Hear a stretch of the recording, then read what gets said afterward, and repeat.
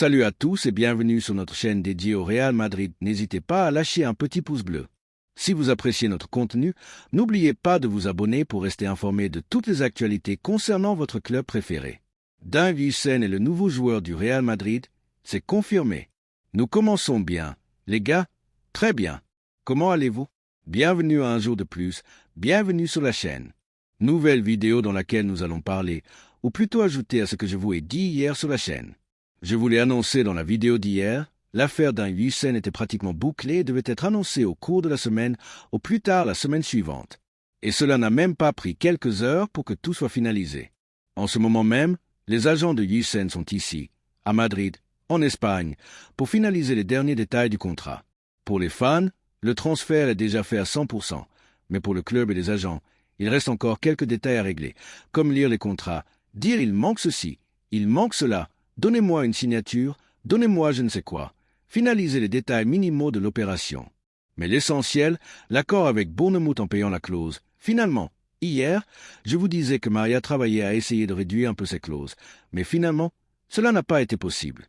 Évidemment, avec autant de prétendants que Huijsen avait en Premier League, Bournemouth a dû dire « Écoutez, je sais que le joueur veut jouer avec vous, mais je ne suis pas stupide, je ne vais pas renoncer à 10 millions ou 5 millions sachant que s'il ne va pas dans votre club, il ira dans un autre 100%. Donc, cela n'a pas été. Disons qu'ils n'ont pas lésiné, évidemment Maria a dit. Bon, nous allons payer la clause. Le Real Madrid voulait accélérer l'opération le plus tôt possible pour se lancer dans celle d'Álvaro Carra, dont je vous ai également parlé hier, et je vais vous ajouter quelques informations à ce sujet. Donc, Maria a dit, nous allons clôturer cette opération. Nous devons clôturer celle d'Alexandre Arnold pour la Coupe du Monde des clubs, qui est déjà close. Il arrive libre, mais nous devons conclure avec Liverpool pour qu'il puisse jouer la Coupe du Monde des clubs. Ils veulent que Huijsen joue la Coupe du Monde des clubs, et nous allons la clôturer le plus tôt possible. Ils ont payé la clause, une clause qui peut être amortie en 3 fois, c'est-à-dire que vous n'avez pas à payer les 50 millions de livres en une fois, ce qui, au change en euros, comme je vous l'ai dit hier, représente 58 millions. Maintenant, cela dépend du moment, mais actuellement, cela représente 59,3 millions d'euros, payables en 3 versements. Il est également important d'ajouter que 10% iront à la Juventus, soit 10% de ces 59 millions, et 5% au Malaga. Je ne sais pas si cela représente environ 3 millions d'euros. Faites le calcul. 5% de 59,3 millions. Je ne sais pas combien cela fait. Environ 3 millions d'euros. Et 10% pour la Juve, qui a gardé un pourcentage car elle était joueur de la Juventus lorsqu'il a quitté le Malaga. Et aussi pour l'équipe de San Félix, où il était avant de rejoindre le Malaga, qui est maintenant propriété, selon les nouvelles, de la Juventus de Turin. En fin de compte, pour que ce soit clair, le Real Madrid paie la clause de 59,3 millions en 3 versements, ce qui le rend plus abordable car le Real Madrid ne pouvait peut-être pas payer 59 millions d'un coup pour Huijsen, Carra et d'autres transferts. Donc, le Real Madrid peut maintenant faire un paiement de, disons, 25 millions pour lui, l'année prochaine 25 autres ou ce que ce sera, ou 15, ce que ce sera, mais cela peut être divisé, ce qui intéressait le Real Madrid. Donc, il conclut avec Bournemouth et maintenant, ce dont on parle, c'est le salaire qui est convenu avec le joueur qui, bien sûr, ne gagnera pas autant que ce qu'il pourrait gagner en Premier League avec Chelsea ou Arsenal. Il aura un contrat, c'est-à-dire un salaire plus adapté à un joueur comme lui, qui est jeune et doit encore prouver sa valeur au Real Madrid. Et la durée du contrat est de 5 saisons. Pourquoi 5 saisons? Diego? Vous savez que c'est quelque chose qui me dérange un peu, car il a déjà prouvé en Premier League qu'il est un grand joueur et avec l'équipe nationale dans les matchs où il a joué. C'est-à-dire que je ne pense pas qu'il soit un flop. Mais c'est vrai que je n'aime pas les contrats de longue durée, car regardez ce qui nous est arrivé avec Valero. Par exemple, ce qui nous est arrivé avec Mariano, ce qui a failli nous arriver avec Hazard et qui nous a finalement coûté de l'argent. Donc, je n'aime pas que l'on signe des contrats aussi longs dès l'arrivée d'un joueur, car on ne sait pas comment sa carrière va évoluer. Imaginez qu'il lui arrive quelque chose, vous allez devoir payer des années de contrat. Je n'aime pas que l'on signe un joueur, c'est-à-dire que l'on signe un contrat aussi long de son arrivée, car on ne sait pas comment il va s'intégrer, etc. Même si tout semble bien se passer, je ne dis pas le contraire, et je pense que c'est un excellent transfert, mais je ne sais pas si je m'explique bien. Imaginez qu'un Valero ou un Mariano sortent de nulle part, ce qui n'a pas l'air d'être le cas, mais vous vous engagez pour 5 ans. Le Real Madrid le fait pour 2 raisons, et elles sont très évidentes. La première raison pour laquelle le Real Madrid, enfin, la réalité, c'est que le Real Madrid fait des contrats aussi longs, c'est pour amortir le transfert. Si vous faites un contrat de 3 saisons, vous devez liquider le transfert de ce joueur en 3 saisons. Et comme c'est un transfert de 59 millions, vous devez le faire très rapidement. En revanche, si c'est sur 5 saisons, comme il sera là au minimum, vous pouvez répartir ces 59 millions sur 5 saisons, ce qui revient à 10 millions par an, ce qui est mieux pour les questions internes de limites salariales, etc., dont nous avons parlé d'autres fois sur la chaîne. Par exemple avec le Barça, qui est mal géré, alors que le Real Madrid, qui est bien géré, le fait pour cette raison, car cette période d'amortissement est de 5 ans. Donc, pour la limite salariale, ce n'est pas si grave, n'est-ce pas? En fin de compte, c'est une réalité. Et l'autre réalité, c'est pour que les agents, dans ce cas l'agent de Yusen, ne fassent pas trop de vagues chaque année pour la renégociation. Car Maria lui dira, « Écoute, il te reste encore 5, 4 ou 3 ans de contrat. Quand il te restera 2 ans de contrat, nous en reparlerons. Tu vois? Donc, bon, on donne un délai pour que le contrat ne soit pas révisé, sauf si la performance de Yusen est impériale et qu'il devient le meilleur défenseur central de l'histoire et qu'il faille le réviser. Évidemment. Mais l'idée du club est de l'annoncer dès que la Première Ligue sera terminée, dès que la Liga du Real Madrid sera terminée, c'est-à-dire à partir du 25 mai, le Real Madrid devra commencer à publier des communiqués officiels concernant les arrivées et les éventuels départs, nous verrons bien. Et en plus de cela, nous allons maintenant parler de Yusen et de ce que je pense de ce transfert. Évidemment, je vous ai déjà dit ce que je pense de ce joueur à plusieurs reprises.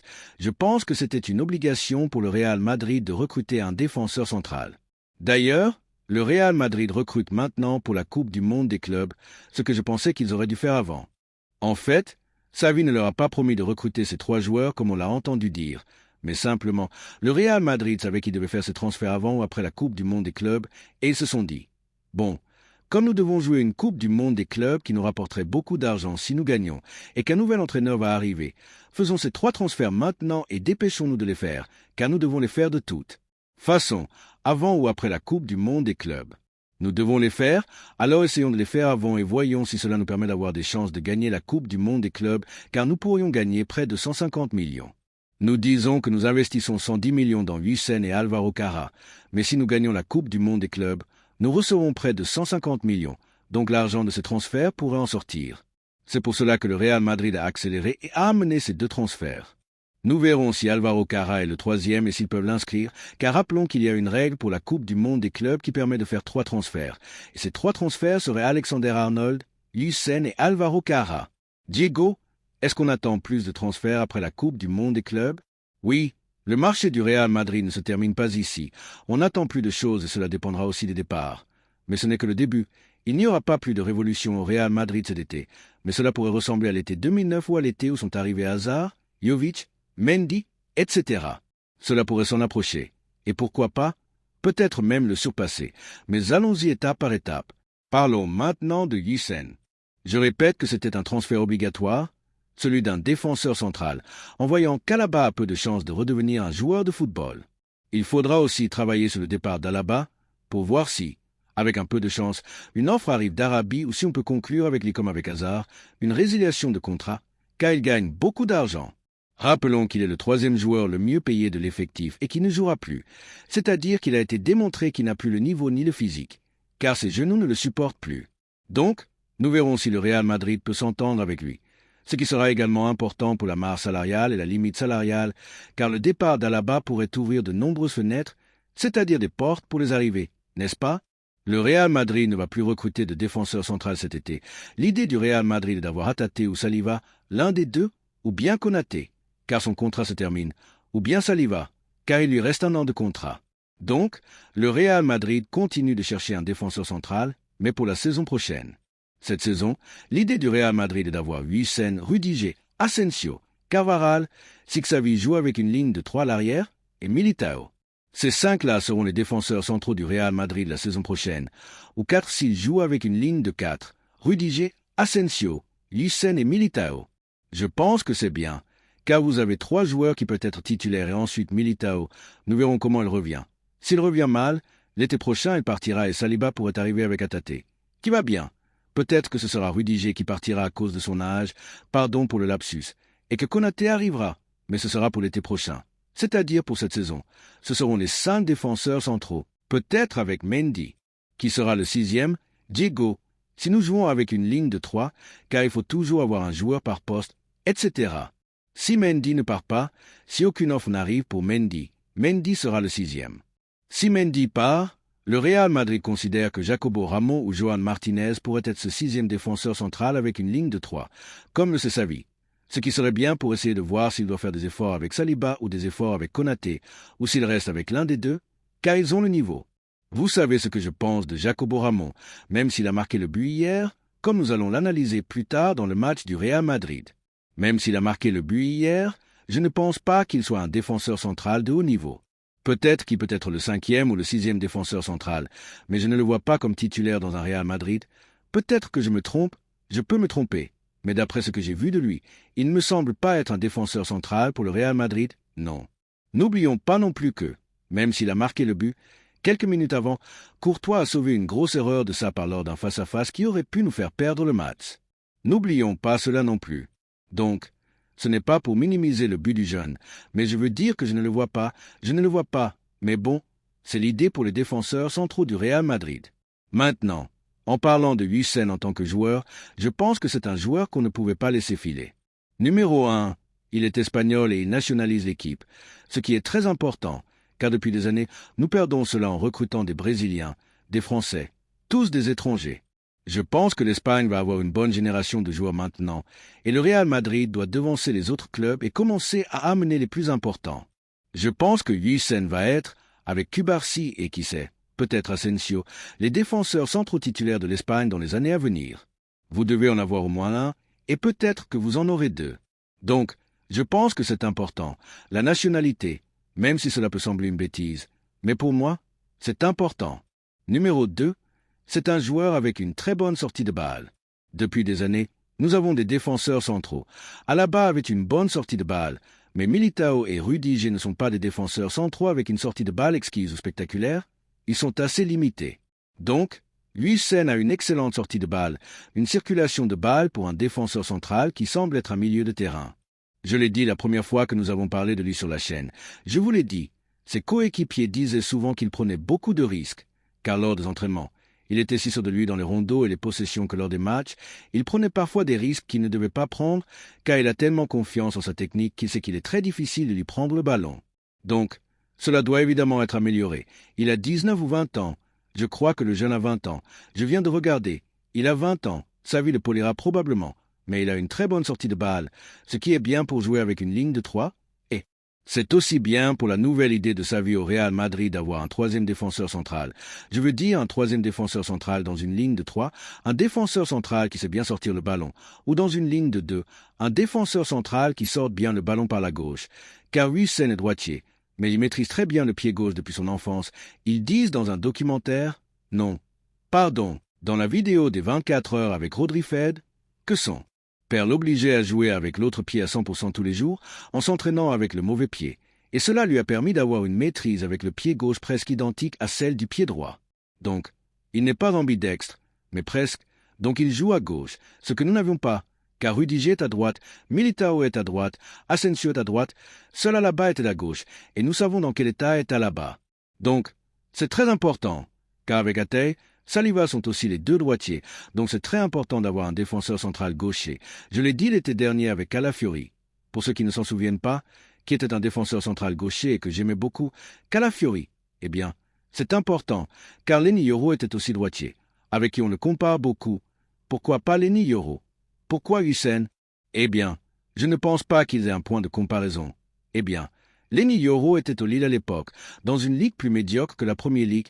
Il n'avait pas démontré la même chose que ce qu'il a démontré en Premier League. Il n'avait pas non plus été international avec la France, sauf avec les moins de 21 ans. Hüseyin a déjà fait ses débuts avec l'équipe absolue, n'est-ce pas? Et je répète qu'il a fait assez bien en Premier League, n'est-ce pas? En Ligue 1. Mais bon, je ne vais pas me lancer dans des comparaisons. Je dis juste que je pense que c'est un défenseur central qui, en plus de la sortie de balle, nous aide aussi beaucoup dans le jeu aérien. Il mesure 1,97 mètres, 1,90 mètres et quelques. Le joueur est une vraie tour, et le Real Madrid, que vous le vouliez ou non, dans les actions sur coup de pied arrêté, souffre aussi beaucoup. Et puis, avec Alexander Arnold, par exemple, en mettant des centres sur un corner ou sur un coup de pied arrêté, c'est bien d'avoir des joueurs comme ça. Avec Tchouaméni et Rudiger, vous en avez déjà 3 qui, en jeu aérien, le Real Madrid peut être dangereux. Donc une autre vertu de plus, Et la quatrième et dernière? Eh bien, je considère que ce ne sont pas peu. 4 vertus assez importantes pour un défenseur central de seulement 20 ans. C'est un peu cette jeunesse. La rapidité qu'il a malgré sa grande taille. Il est très agile et très rapide. Il va très bien au sol. Mourinho l'a eu à la Roma. Il a demandé pour la Roma quand il était à la Juventus, car il le considérait comme un défenseur central à surveiller. Et il a dit qu'il serait l'un des meilleurs défenseurs centraux à l'avenir. Il a la bénédiction, pour ainsi dire, de Mourinho. Il a la jeunesse.